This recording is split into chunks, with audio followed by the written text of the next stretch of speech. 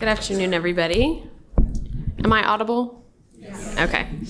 All right. Before we get to our panelists and have them introduce themselves, I wanted to mention a few things about internal mobility, which is, I've been writing a little bit about it of late. Basically, it seems like the Great Reshuffle is kind of settling down. Maybe it's officially reached an end. The labor market is tightening. Voluntary job quits are down over the last year. And large-scale layoffs have probably spooked some folks from job hopping where they might have done so a year ago. This year, the recruiting firm Robert Half found that 36% of workers plan to look for a new job in 2024, but last year that number was 49%. Firms and workers may be in agreement that moving internally is the right way to develop a career, at least at the moment.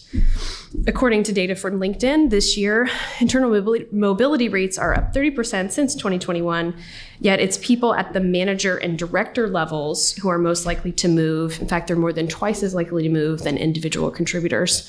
So it seems like some people may not be getting the access that they need. Before we get to questions, I'd like to have each of our panelists very briefly introduce yourself, who you are, what you do, where you do it, and tell us one thing that you think contributed to your upward mobility in your career. We'll start with Steph Ricks. So hey everyone, I'm Steph Ricks, and I am an enterprise account executive for one of the largest ed tech companies in the US called Strategic Education, Inc. And at Strategic Education, Inc., we partner and collab with different employers worldwide to help them think through how they think about their education benefits through the lens of supporting their learning and development initiatives, driving upskilling and reskilling of the workforce. And if I had to think about something that has contributed to my upward mobility, internal mobility, it would be mentorship. Terry? Yes, thank you for having me. My name is Terry Hatcher. I am the Chief Diversity and Inclusion Officer for NTT Data Americas. We're based in Plano, Texas. We are a large global IT services company. And I think the thing that has helped me most in my mobility has been taking on projects that have maybe nothing to do with my day job. Yeah. And that is what's been able to give me exposure in areas that are very different from what I was doing. Good afternoon. My name is Brendan Johnson. I serve as the Senior Vice President of Human Resources for Adventist Healthcare. We're a Maryland-based company that has 4 hospitals, 2 rehab hospitals, and care for just about 1 million people every year in the Maryland and DC area. I had a CEO that was a mentor that said, I'm going to give you a bit of advice. The first question I'm going to ask you in an interview is, who's taking your place? He says, if you're doing a great job in your department, I have no reason to promote you. So for every 2 days you spend thinking ahead, spend 1 day growing behind you. And so I think replaceability from an early age is something that I learned that would be important. Hi, I'm Carrie Theisen. I'm the Senior Vice President of Total Rewards for Fannie Mae. Fannie Mae is one of the largest financial services companies in the world. We do have about $4.5 trillion in assets, $17 billion in revenues. So fairly large infrastructure. I think for me, the thing that contributed the most to my career mobility is understanding that I can have it all, but not all at the same time. Mm-hmm. So making that choice for me, for example, I have 2 boys, they're adults now, but when they were younger, I didn't balance working full-time and taking care of them well, so I used my voice and asked to go part-time. When it was time for me to go back to full-time, I used my voice and asked. And so the ask, the advocating for yourself, I think is a really key part of mobility. Thank you, and welcome to you all. All right, let's get started. So for some people, it may be hard to imagine what mobility looks like apart from being upward. Depending on where you sit in the organization, especially if you're very early in your career, it may just look like taking your manager's job. And for those who work remote, where they don't see how teams are physically organized, they don't see how people maybe move between teams, it can be really hard to imagine where you could go within your organization. So Terry, we'll start with you. What can you do to help those with a limited view of the organization see all the different directions that they might be able to go? We keep them learning all the time. We do a lot of learning programs, learning contests. We have a great learning management system. And so by helping people understand, I think that's what's out there and what tools, technology, skills they need to be mobile and move into other areas. That's one thing that we do. We also have a good talent management system that's AI driven. If people are putting in their profile into the system, it will actually match them with jobs and say, it'll email them and say, hey, you might be good for this job.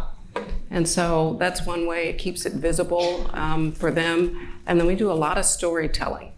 That's important for all of our team members to see what others are doing, how they got there. We have one program called Her Story. And so women tell their stories about how they have grown in their careers. And specifically, they talk about what programs in our company, what tools they've used that have helped them grow. And then they give advice about that. So that's been very popular and helpful for our teams.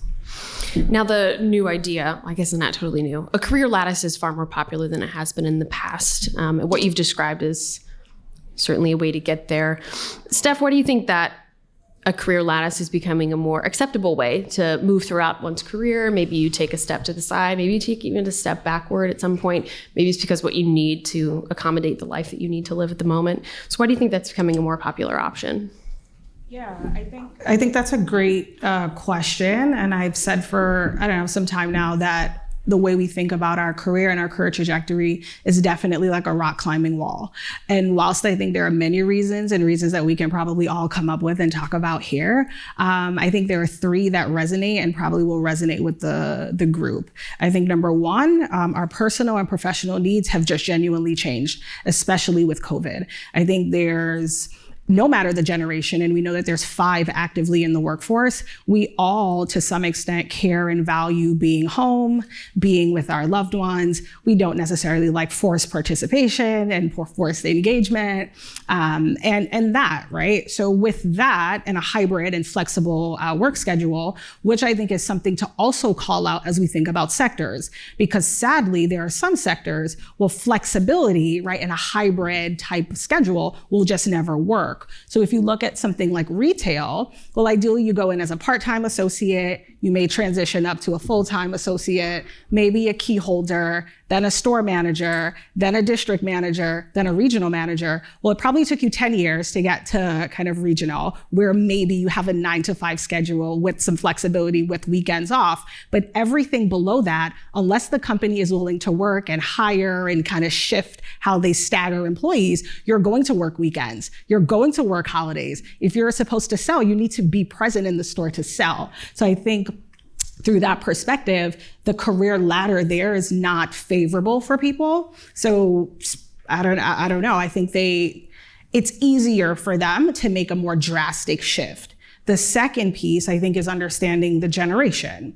So this generation, it's a generation that cares about self-care, mental health, well-being. They're willing to say, you know what, this job is not serving me, well, I'm ready to go. There's no longer, I think, a sense of loyalty to the business. There is only loyalty to self. And if you are not supporting my career goals and what I'm looking for, I'm not interested in staying here. And if you are supporting them, well, I'm only going to stay here just long enough to get that so I can go somewhere else to potentially receive a bump in salary. So I think that's another reason why, and I just read something this morning where Gen Zers are saying that they want to work for employers and work in a space where they have the flexibility to move from department to department, career to career, job to job. And between the age of 18 to 34, they'll move at least 10 times.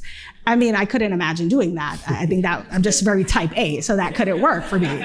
So, and I think the last one, I think is about displacement and kind of elimination of roles due to technological advancements and AI.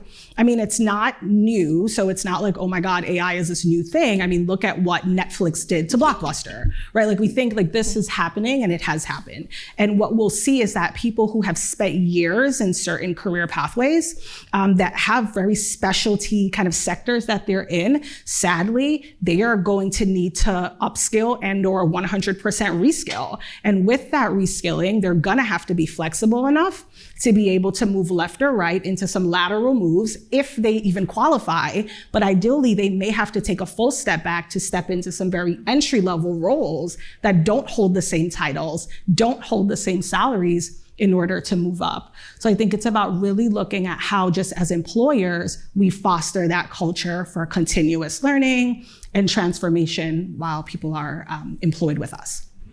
You mentioned having to, maybe work a really unattractive schedule in order to make it up to that manager position, whatever arrangement that may be. So I want to talk about young people who might expect a promotion before it's warranted.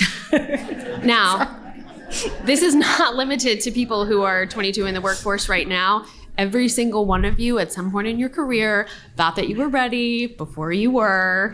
But of course, now we have a new generation who's entered the workforce. Gen Z wants to move up quickly. And so there are early career workers who may expect promotions and reach assignments long before they're ready for them. So how do you help the youngest workers in your companies understand how much work goes into landing new opportunities without discouraging them? Carrie, I want to start with you. Sure. I think it's, first of all, important to acknowledge that the expectations are different from one generation to the other, and there's nothing wrong with that.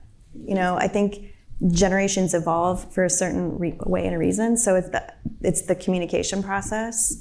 Again, I started out by talking about the ask and the advocacy for yourself, and I think this is a younger generation that's not afraid to do that. And so what we have found is that we have to upskill our managers to be ready to have the hard conversation. Because there's two parts. Career mobility is two parts. It's the ask, and then giving that person what they want, or having that conversation to say, you're not ready and this is why. Those are really, really hard conversations for some managers to have. So the learning journey for us through our management is just as important as couching expectations. So we don't ever want to take a young person that is incredibly hardworking. I have two boys that are Gen Z, and they work harder than probably I did when I was their age, and I admire that so much. But being able to talk to them about the soft skills that are needed sometimes that are really, really hard to figure out, and have the managers be able to have those conversations is key. Mm-hmm. For some people, the best opportunity is at a different company. That's a pretty common way to get a promotion, is lots of people know that you can hop a pay grade if you get a job elsewhere.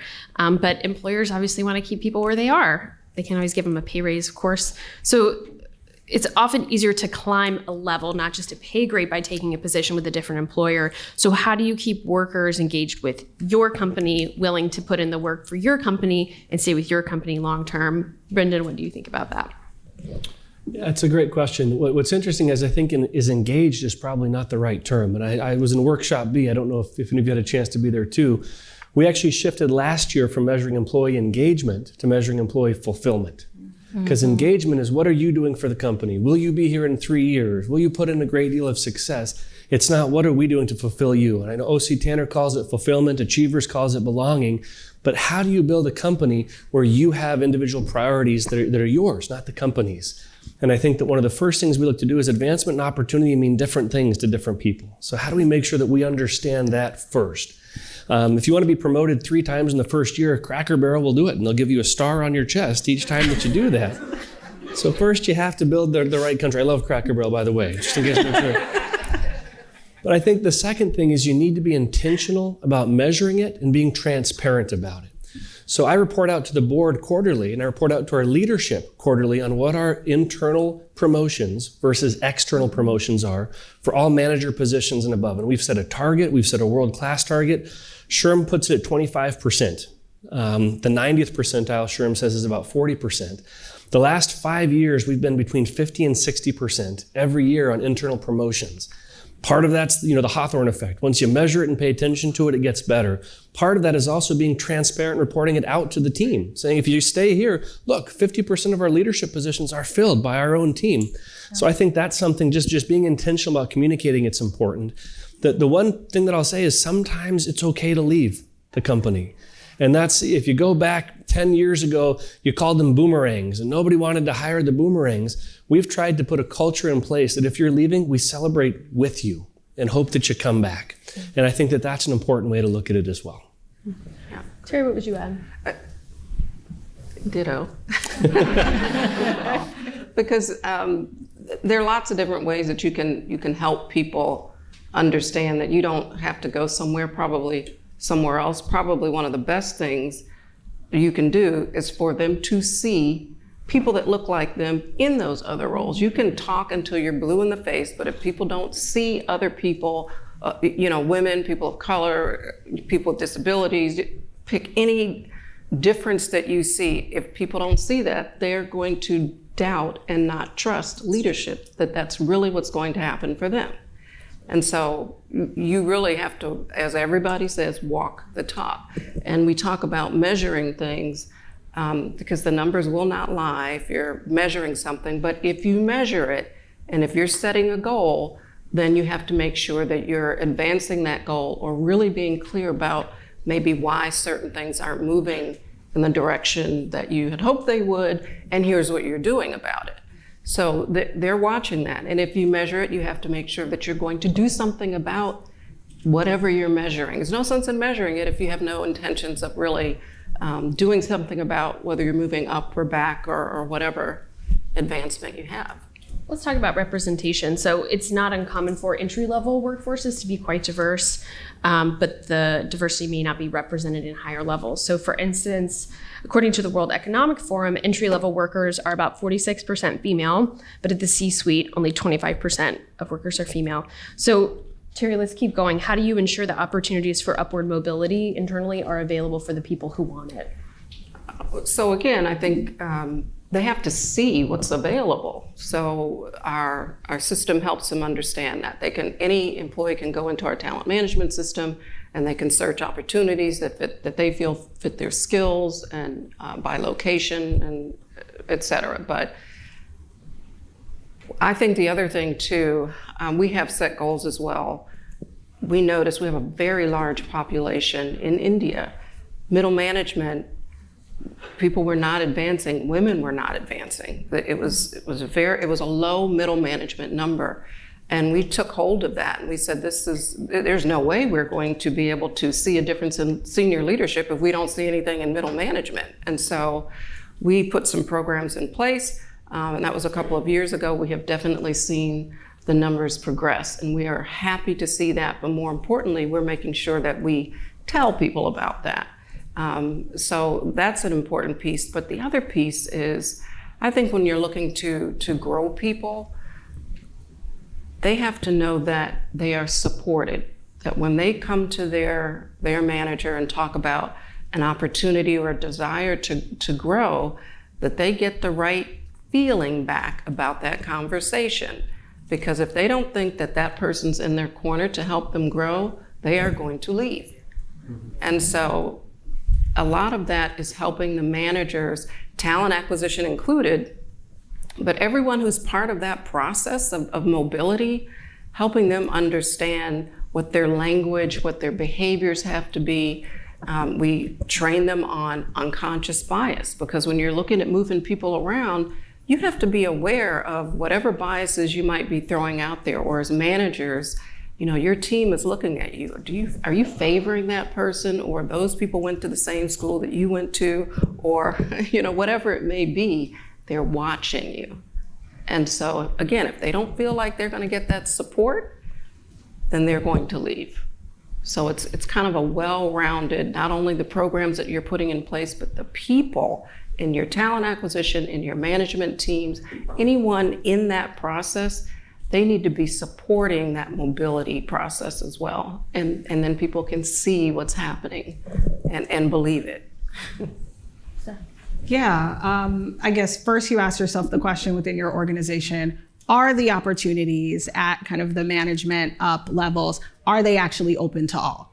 Whether that's a yes or a no, neither here nor there, because the second piece to it, it's around what policies and best practices do we have internally that kind of foster that. So I will say years ago, prior to being here with SEI, but we see this as well here as I work with many different employers. I used to work for Wayfair, and at Wayfair, when a rec went live, we would interview anyone internal who applied for the role. That was just the standard and the best practice, and that's just what we did. If we weren't satisfied and we chose not to hire at that level, then we offered interviews to any employee referral. So if you referred someone, we will interview those individuals. After that, if we decided, yep, we didn't find the talent we needed there, then it was open externally, and then we would make the decision to, of course, then hire externally. That's the first piece. The second piece, I think, as you think about entry level and then all the way up to the C-suite, well, there needs to be some intentionality around learning and development. We need to be intentional around, are we offering the types of trainings? And this is something I think we do really well at SEI through our products and services that we do offer to employers. Are you offering that type of skills development entry level, mid, first time managers, executives, and what does that look like? And then I think the last piece around that is, how do we think about traditional education? I'll say this, right now there's this question around skills versus degree. By a show of hands, how many individuals in this room right now have a degree? My point exactly. So earlier on, and I got this from the amazing panel that was up here talking about DE&I, that concept of equity versus equality, I mean, ideally, how many of your senior level executives don't have a degree? 2, 3, 4 people, 5 people in this room, and we all represent large organizations. So I think we have to be careful when we think about entry level and up, because who fills entry level roles? We know that they tend to be, right, people who are disenfranchised and are marginalized. So we have to look at what we do there. And when we think about offering them opportunities, yes, it needs to be done through a level of upskilling, reskilling, through trainings, but do our education benefits also provide tuition assistance so that while they're working, they're earning and learning, and they're able to return, right, to these types of traditional learning pathways to get those degrees that we know they're going to need if we are even going to consider them for any management level opportunity within our organizations. And I just want to say another thing to that point too. When you're asking about degrees, a lot of managers really have to think about the fact that you didn't have 100% of every skill that supposedly was needed for that role either when you came in, likely. And so it's getting them to out of the mindset that a person has to have done something, 10 times over before they would consider them for that role, because you really are going to have to change things, especially if you're focusing on internal mobility. You have to be willing to develop that last 10 or 20% to show that person that you do have potential and you can move into this role, and I can help you be successful. So I think that's one of the mindsets that a lot of leaders have to come out of when they're looking at mobility, so that they can support growth across the board at different levels, and they don't have to be 100% of anything. We're further away from that point that you get. It's so much more difficult to remember how it felt to be in that position when you didn't know things. And of course now you know everything. Carrie, how do you think about succession planning since we're headed that way? So succession planning is really the most effective when it starts at the top. We present our succession plans to our board quarterly. They include, for every key role across the organization, key successors. Are they ready now? Are they emerging? Are they developing? Diversity metrics for the role, for those people, compensation numbers as well, where people are paid now, what the gap is. What we found is that as the board demanded that of themselves, right, because board diversity is a really important part of the corporate landscape now, And then in our C-suite, it got pushed down. And so after a couple of years of doing it, we're now at the director level and below of making sure that we have successors. It's become an exercise too in identifying your high potential talent, which is important because sometimes it's good to know who you want to tap on the shoulder, whether it's through the succession lens or something else. But a formal process, formalizing that process, I think is a really key part of it. Well, according to LinkedIn's Global Talent Trends Report, that's a mouthful, companies whose employees excel at developing skills in the last 12 months have a 15% higher internal mobility rate than companies whose employees lagged. So how do you identify opportunities for skill development across a large organization? Some of you have tens of thousands of people working for you across the world. Seems like it'd be very easy to just keep picking the top performers. They're the ones who are going to stand out anyway. They're probably already getting a lot of talent development opportunities. Brendan, you have a very large organization. How do you find people who aren't already standouts for skill development, and what criteria do they need to exhibit to qualify? Yeah, no, I think that's great. And I'm actually going to parlay a little bit of what Terry said.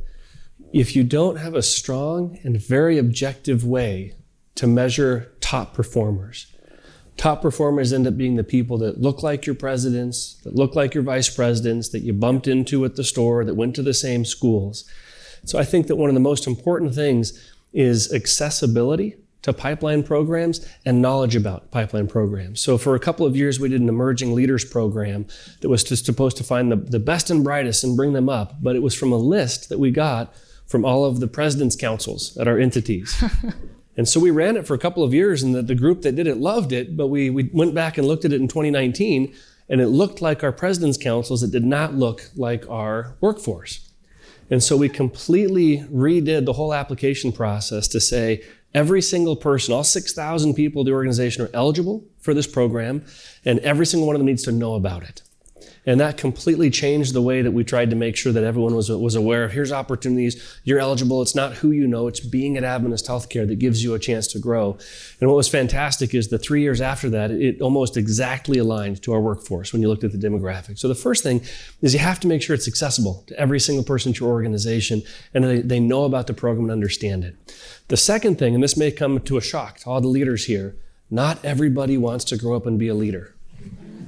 So you need to understand the difference between growing leaders and growing skills. And that goes back a little bit to it's different priorities for different people.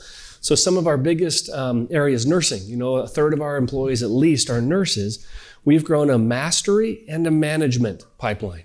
So if you want to be a nurse manager, you can go through emerging leaders programs. You can become a charge nurse, then an assistant nurse manager, then a nurse manager, hopefully a CNO someday. If you don't want to be in leadership, how do you still become the best nurse possible, where you can feel that you can stay at Adventist Healthcare and grow towards mastery? We've got 4 different ladders. The career lattice I may need to look into. We've got 4 different levels of nurse leaders that have different skills that they learn along the way. So I think that, again, make sure everyone knows about it, make sure it's accessible to everybody, and then understand not everybody wants to be a leader, and that's okay. Find ways to grow them as well. Networks do still matter. And I think in a lot of companies who, even in Adventist, though, being able to have FaceTime with someone, knowing that person, being able to say, hey, you're good at this, you should talk to this person. So networks still really do matter in terms of what you get access to. Terry, how do you think about helping people expand their network within the organization? Are there formal programs that help people do that? And how do you make sure folks are really stepping outside of their normal circles to meet new people? I am, as you heard from the beginning, I'm a big fan of getting engaged or whatever we want to call it, because whatever you're doing, again, in your day job, it always, if you want to network, you're probably going to have to step outside of what you're doing. And we know, especially for a company like ours, where most of our population, they are consultants. And to your point, they love being consultants. They are techie. They're good at what they do. And do I want to manage someone? Yeah, I just want to keep doing. I want to keep innovating and doing all this really cool stuff.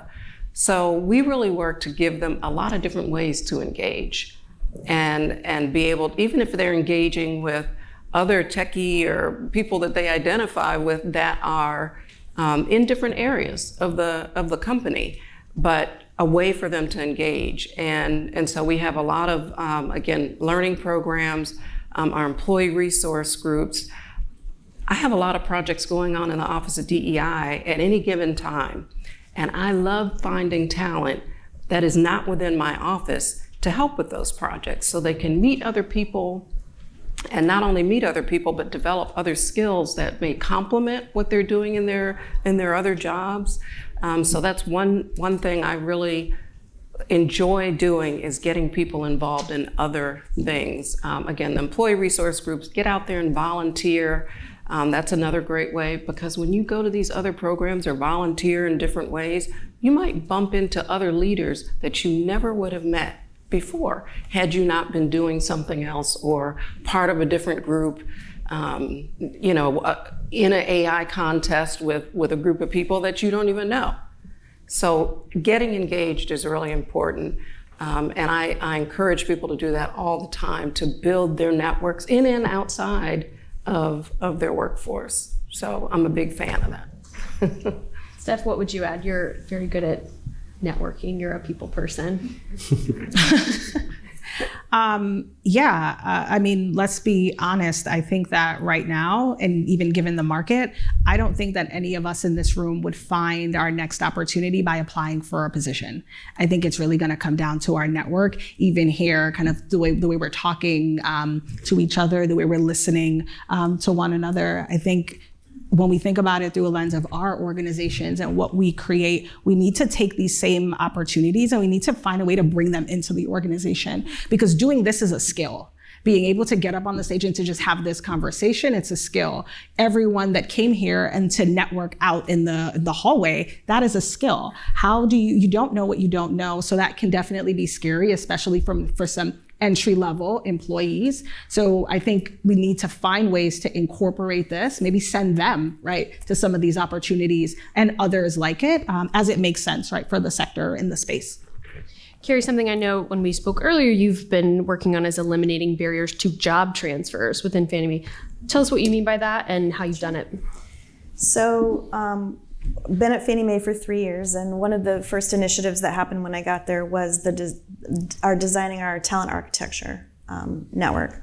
So essentially the idea is, it's kind of what you'd mentioned, the dual career paths of manager and an individual contributor, understanding that there should be equivalent levels. That helps to build the career lattice. One of the things, though, that we discovered once we had initiated the talent architecture was that there was a few practical things that we weren't doing that were stopping people from actually moving. One was we weren't allowing for compensation increases when people moved across, only up. So what happened was, as employees started to use their voice and say, I want to move, I want to be promoted or whatever, managers realized if they wanted more money, the only way is to try to push them to a promotion up. And the year that we made that change and said, okay, from now on, you can get a compensation increase if you move across and not just up, our job changes jumped in 1 year from 8% to 20% lateral, just that fast, because it was just that one piece that was really important. So removing that barrier was one. The other was just letting people know that the compensation opportunities, again, I'm a total rewards practitioner, that's sort of how I have to think about it. The compensation opportunities were equal. So being more transparent about the opportunities at, say, an advisor or a manager level, which are equivalent in our organization, making sure that people knew they could make as much money as an individual contributor as they could as a manager.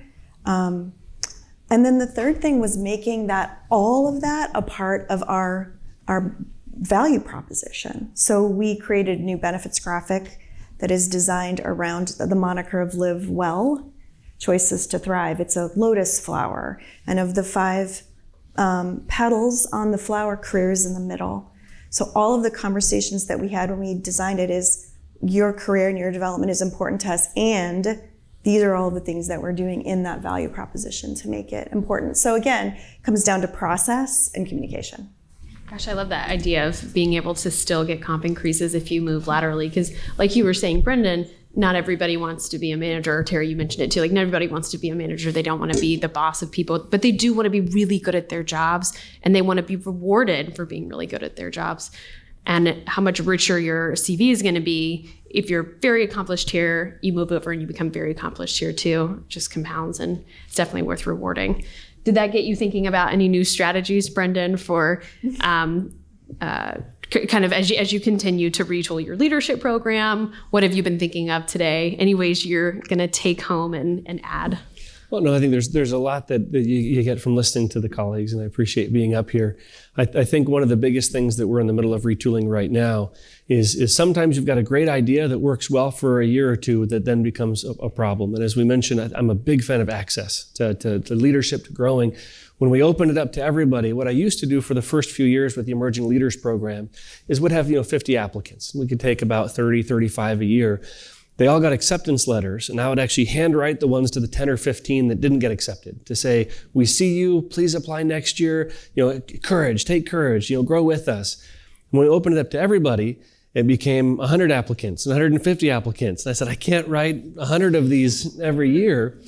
So about a year and a half ago, we changed from having pipeline programs to doing a system-wide leadership academy, where in essence we said, what are the 4 or 5 most important things that every single one of our leader needs to know at kind of that ground level, the 101 level. The first one we did was servant leadership. How do you manage through servant leadership? How do you coach for accountability? Those type of things. What's interesting is we're requiring it for the 600 leaders that we have across the organization, but we have it open to all 6,000 people across our organization.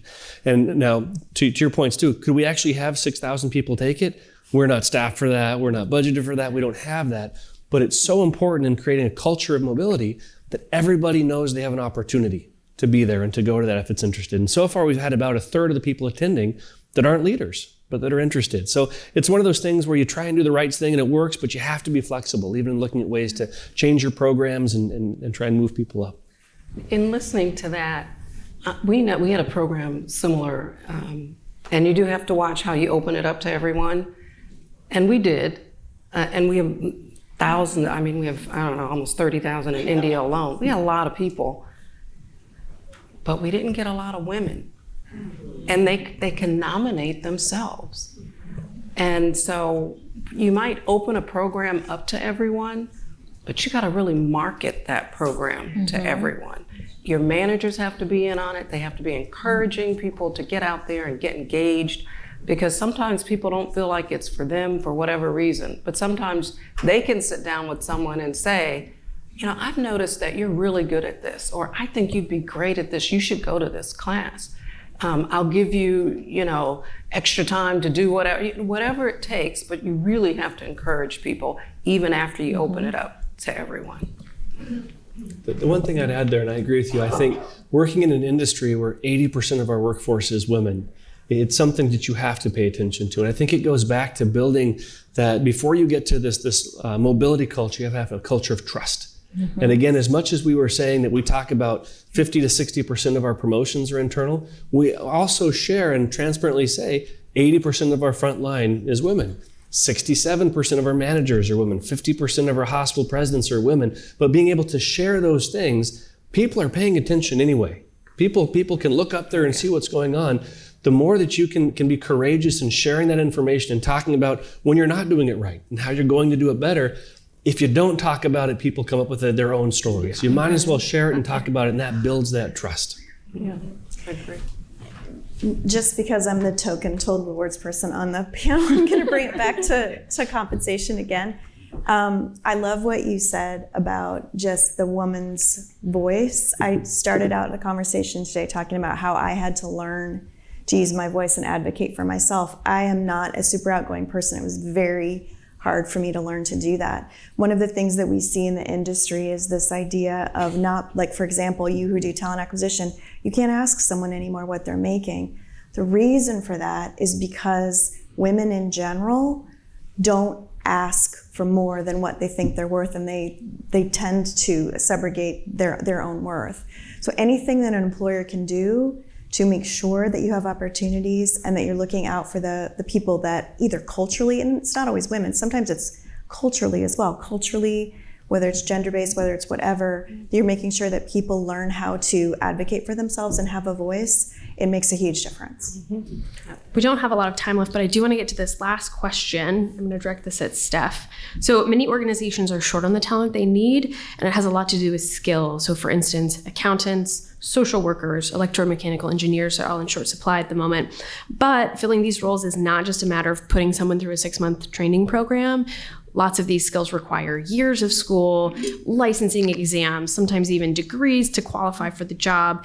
Is it feasible for firms to look inside their organizations for talent that can be developed in that way, which is a really long-term investment, or are external hires still just more practical? Steph, this is your world. What do you think? Okay, so I have like 60 seconds. So I think that external hires are practical if you need to hire immediately. So if you need to fill your role right now, in the next month, even in the next quarter, based on certain specialty roles, you know what? The market right now is booming because we have so much talent on the market. It makes sense to hire externally. But I think that that doesn't solve a long-term issue. And if we don't address the long-term issue, it's soon going to become a short-term concern. Because the reality of the situation is, for a lot of those specialty roles, and specifically STEM roles, not enough people, young adults specifically, are going into degree pathways that will even make them, right, qualified to fill these opportunities in the long term. So we're actually going to have a bigger issue in the next 5 to 10 years because we won't have the talent by way of education. So what I think employers need to do, and it's been amazing to hear the programs that you guys have and are running, it's about looking at your entry-level talent and entry-level workforce. That is your pool. That is a viable pipeline of individuals who've come in, they've committed to your organization. Yeah, they came for a job, but how about you help them stay for a career? By investing in them, we're seeing that millennials and Gen Z, they want that level of investment, whether again, through upskill, through reskill, through learning and development, through degree pathways, create those opportunities there for them. We also know it will help, right, through a lens of attrition, because a lot of these entry-level roles, we expect people to be in them for what, 6 months? Maybe if we get that, maybe a year. But what happens when you put someone on a pathway where now they're leveraging education benefits and getting a degree? Now you have the lifespan of that role goes from 6 months to now 2 years. Why not now promote the person? Because they've been there, they've shown loyalty to the company, then you're able to promote them. And I think that's a good space where you, in, I guess maybe in a healthcare perspective, someone who is in a non-clinical role can now potentially step into a role that is clinical because you've invested in them through that time. And remember, at your base level, that's where usually you're more diverse. Yep. So you work on that level and it comes up through your organization. Thank you so much to all of our panelists. I appreciate your time.